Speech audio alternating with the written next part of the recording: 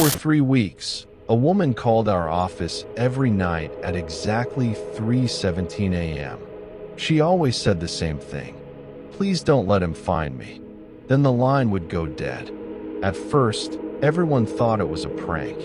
I worked the overnight shift at a customer support call center on the edge of an industrial district. During the day, the building looked ordinary. At night, it felt abandoned. Empty hallways stretched between rows of dark offices, and after midnight, only 4 people remained in the entire building.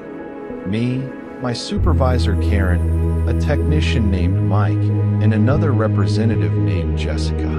The first strange call came during my 3rd month on the job. At exactly 3:17 a.m., my phone rang. There was silence, then slow breathing. Then a woman's trembling voice. "Please don't let him find me." Click. The call ended. The next night, it happened again. Same time, same voice, same sentence. For the first week, we laughed about it. But during the second week, the calls began to change.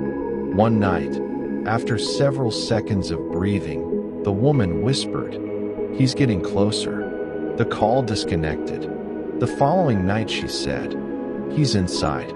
Nobody laughed after that. Karen insisted we check the building. Mike searched every floor. Jessica checked the storage rooms. Everything appeared normal. Yet none of us could shake the feeling that someone was watching us. Then Jessica experienced something strange. Around 3 a.m., she was walking back from the break room when she noticed a tall shadow standing at the far end of the hallway. At first, she assumed it was Mike. She called out to him. The figure didn't move. Then the lights flickered. For a split second, the hallway went dark. When the lights returned, the figure was gone. The next morning, Mike reviewed the security footage. The hallway was empty. Jessica looked genuinely shaken.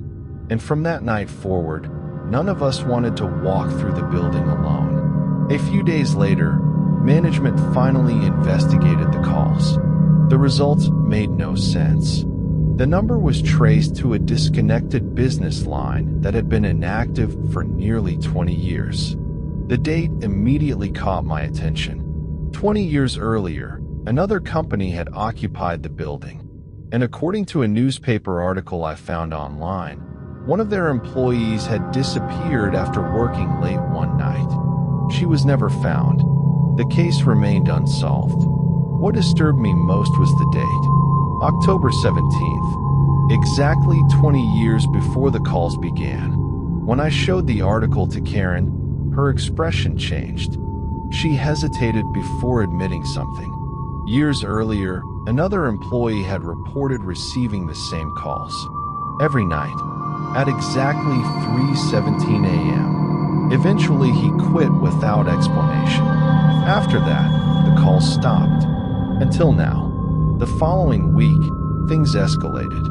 At 3:17 a.m., the phone rang again. I answered. The woman sounded terrified. For several seconds, she said nothing. Then she whispered, "The man with no face." A chill ran through me. Before I could respond, I heard footsteps on the other end of the line. Heavy footsteps. Slow. Deliberate. Getting closer. The woman began crying, then screaming. The line went dead. That night, none of us slept much. The next evening, Mike discovered something odd. Every security camera in the building worked perfectly except camera 12. Every night at exactly 3:17 a.m., the feed would cut out for 1 second. Only 1 second. Then it returned. No explanation. No malfunction report. Nothing. The following night, we all gathered in the security room just before 3:17. The phone rang. I answered. The woman's breathing was rapid. Panicked. Then she whispered, "He knows you're listening." My stomach tightened. I asked her what she meant. For several seconds, there was only silence. Then she said, "Because he's standing behind you." Every muscle in my body locked up. The room was completely silent. I could hear my own heartbeat. Slowly, I turned around. The hallway behind me appeared empty. Then, from the corner of my eye, I noticed movement. A tall figure stood at the far end of the corridor, watching. Its body was unnaturally thin. Its face was completely blank. No eyes, no mouth, no features at all. Just smooth darkness. Nobody spoke. Nobody moved. The figure remained motionless.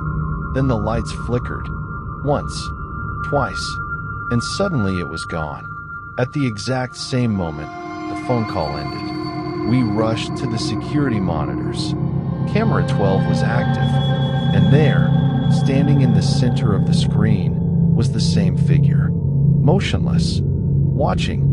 The moment Mike entered the room beside me, the figure vanished. We reviewed the recording immediately. Nothing. The figure appeared only on the live feed, never on the footage. That was enough for me. I decided to quit. But before I could submit my resignation, one final call arrived. The next night, 3:17 a.m. I answered. For the first time, the woman sounded calm, almost relieved. "Thank you." I asked what she meant. A long silence followed. Then she whispered, "He finally stopped looking for me." Another pause. Then one final sentence. "Now he knows your voice." Click. The line disconnected. And that was the last call. No more breathing. No more warnings. No more mysterious number. A week later, I left the company. Years have passed since then. But every now and then, I wake up in the middle of the night for no reason at all. I look at the clock, and sometimes, the time reads exactly 3:17 a.m. And for a split second, I think I can hear a phone ringing somewhere in the darkness.